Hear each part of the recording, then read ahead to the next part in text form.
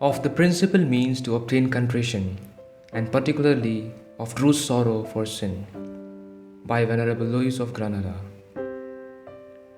Let us see by what means contrition may be attained, and principally examine the first of these conditions, which is the sorrow for having offended God. Let him then, who with all his heart desires to obtain this precious jewel, know that the most efficacious of all means is to beg it of God with a profound humility. True contrition is a particular favor and excellent gift of God, and a work surpassing all the powers of nature, which is infected by original sin. God created it in righteousness, and the misery turned it aside.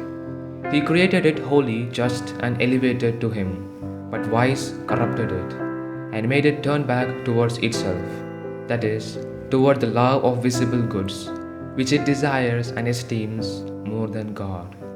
Thus, as there is no remedy in nature to recover a man born crooked and bowing towards the earth, so our will, being born in this imperfection, there is none but God who is capable to reform it, and raise it up to Him, and making it love Him above all things.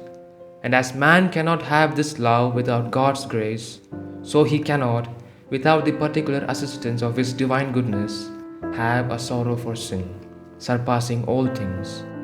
For the one is the consequence of the other. For this cause, Jesus Christ says in the Gospel, "No man can come to me unless my Father draw him."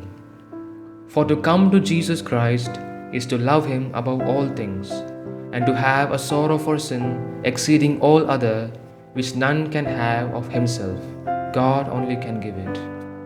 This grace is extraordinary, and when God grants it to a sinner, it is one of the greatest favors He bestows. For though it be more to give glory than grace, it is nevertheless more difficult to draw a man out of sin and place him in a state of grace than to give him glory after grace has been given him. The distance from sin to grace being undoubtedly far greater than from grace to glory.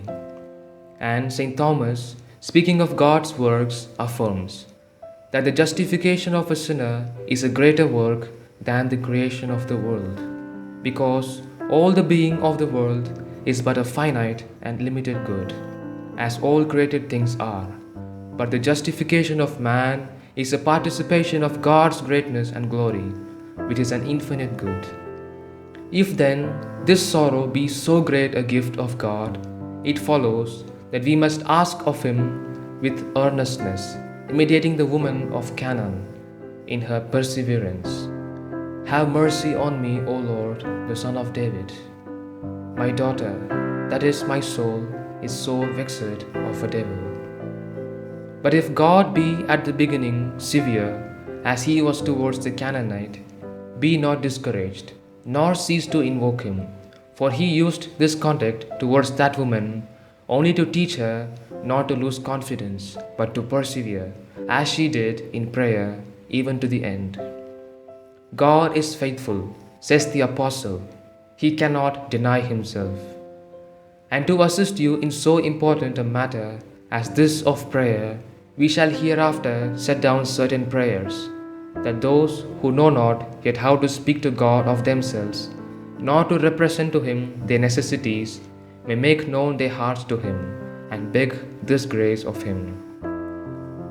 The second means to acquire this grace is that he who shall find himself touched by God choose a time, a place fit for retirement, that, retreating unto himself, he may seriously meditate on all those things which may excite him to a sorrow for his sins.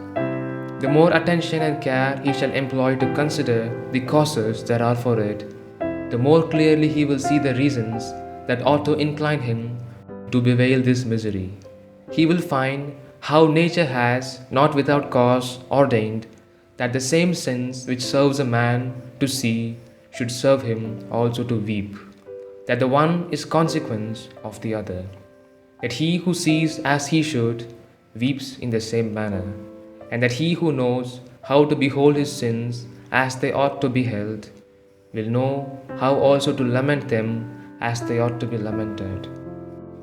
Let the sinner then open his eyes to view his faults. Let him observe their multitude. Then let him consider the greatness of God he has offended. And by these two considerations, he will know the just causes he has to be afflicted. End of chapter. To know more about the considerations that may help a penitent to conceive an horror of his sins, please click on the next video. Thank you for watching. God love you.